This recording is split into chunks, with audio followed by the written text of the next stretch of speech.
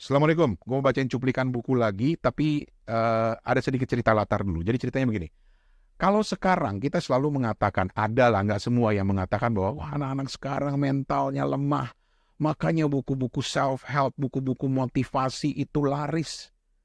Kalau ada yang bilang begitu, pada kenyataannya ketika gue masih muda, seusia-usia anak-anak Gen Z sekarang, anak-anak Gen Z itu usia-usia anak gue sekarang ya, tapi ketika gue masih seusia-usia mereka, itu buku-buku motivasi juga laris di kalangan anak-anak muda. Sama aja karena itu kan masa-masa pencarian jati diri ya teman-teman. Dan itu salah satunya kemudian membuat buku-buku motivasi seperti um, Chicken Soup for the Soul itu laris. Di Amerika Serikat buku Chicken Soup for the Soul itu laris banget. Dan itu buku yang bersifat motivasional, buku yang memberikan pencerahan, buku yang memberikan uh, uh, asupan buat mental kita, kurang lebih seperti itu laku keras di Amerika dan kemudian juga sampai merambah ke Indonesia. Makanya diterbitkanlah buku-buku kayak, atau diterjemahkanlah buku-buku kayak Chicken Soup for the Teenager Soul, Chicken Soup for the Women's Soul, dan lain sebagainya. Bahkan for Children juga ada. Jadi buku-buku motivasi itu ternyata laku ala-ala Chicken Soup itu. Nah, di tengah sedang maraknya buku-buku Chicken Soup for the Soul itu, ada atau seorang penulis yang membuat buku berjudul La Tahzan. Ini adalah semacam buku-buku motivasional yang didasarkan pada ajaran-ajaran Islam. La Tahzan atau Jangan Bersedih, ditulis oleh Dr. Aid Al-Qarni. Dr. Aid Al-Qarni ini adalah seorang akademisi di Saudi Arabia sana, dan ini laris manis. Di Timur Tengah dia laris manis, ketika diterjemahkan ke dalam bahasa Indonesia tidak kalah laris manisnya. Ini tahun awal 2003, dan ini adalah udah cetakan ke berapa ya? Gue lupa, ke-17 kalau nggak salah ini buku ini gue beli. Dan ini laris manis banget, karena dia didasarkan pada ajaran-ajaran agama. Nah, yang menarik adalah bahkan penerjemahnya sendiri bilang buku ini mungkin seakan-akan mengingatkan kita kepada buku How to Stop Worrying and Start Living, karya Dr. Dale Carnegie, yang juga menulis How to Win Friends and Influence People. Bedanya ini didasarkan pada ajaran agama Islam, karena memang penulisnya adalah seorang akademisi muslim ya. Nah, gue mau coba cuplikan satu bagian dari buku ini.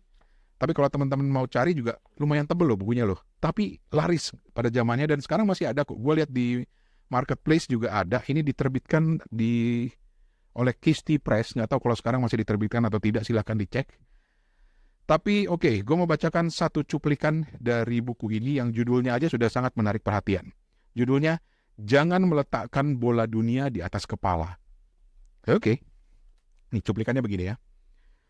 Beberapa orang merasa bahwa diri mereka terlibat dalam perang dunia, padahal mereka sedang berada di atas tempat tidur. Tak kala perang itu usai, yang mereka peroleh adalah luka di pencernaan mereka, tekanan darah tinggi dan penyakit gula.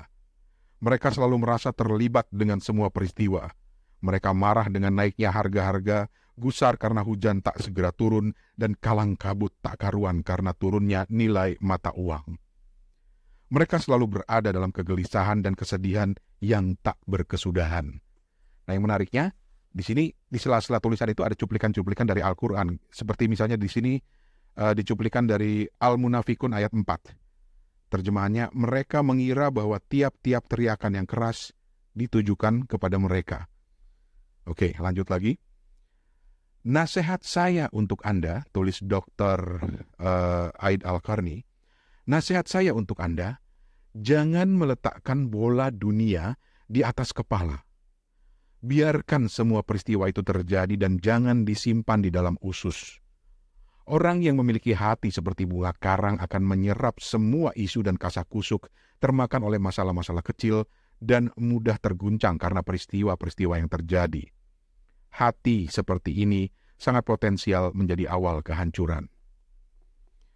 Mereka yang berpegang pada prinsip yang benar akan senantiasa bertambah keimanannya dengan nasihat-nasihat dan ibrah. Sedangkan mereka yang berpegang pada prinsip yang lemah akan semakin takut terhadap keguncangan. Di hadapan segala bencana dan musibah, hal yang paling berguna adalah hati yang berani. Seorang pemberani memiliki sikap yang teguh dan emosi yang terkendali, keyakinan yang menancap tajam, syaraf yang dingin dan hati yang lapang. Sedangkan seorang pengecut justru akan membunuh dirinya sendiri berulang kali setiap hari dengan pedang khayalan, ramalan, kabar yang tak jelas dan kasak kusuk. Jika Anda menginginkan sebuah kehidupan yang berlandaskan kuat, maka hadapilah semua permasalahan dengan keberanian dan ketabahan. Jangan terlalu mudah digoyang oleh mereka yang tidak memiliki keyakinan. Jangan merasa terjepit oleh semua tipu daya mereka. Jadilah orang yang lebih kuat dari peristiwa itu sendiri, lebih kencang dari angin puyuh, dan lebih kuat dari angin topan. Sungguh kasihan mereka yang memiliki hati yang lemah, betapa hari-hari selalu mengguncang dirinya. Kemudian ada kutipan dari Al-Baqarah ayat 96, terjemahannya, dan sungguh kamu akan mendapati mereka manusia yang paling loba kepada kehidupan di dunia. Dan ditutup, sedangkan orang-orang yang memiliki hati yang kuat akan senantiasa mendapatkan pertolongan dari Allah dan senantiasa yakin dengan janji-janjinya. Dan ditutup dengan cuplikan dari Al-Fat ayat 18, lalu menurunkan ketenangan atas mereka. La tahzan, jangan bersedih. Dr. Aid Al-Qarni. Ini buku panduan buat remaja-remaja zaman gua dulu dan masih sangat relevan dan sangat menarik untuk dibaca. Assalamualaikum.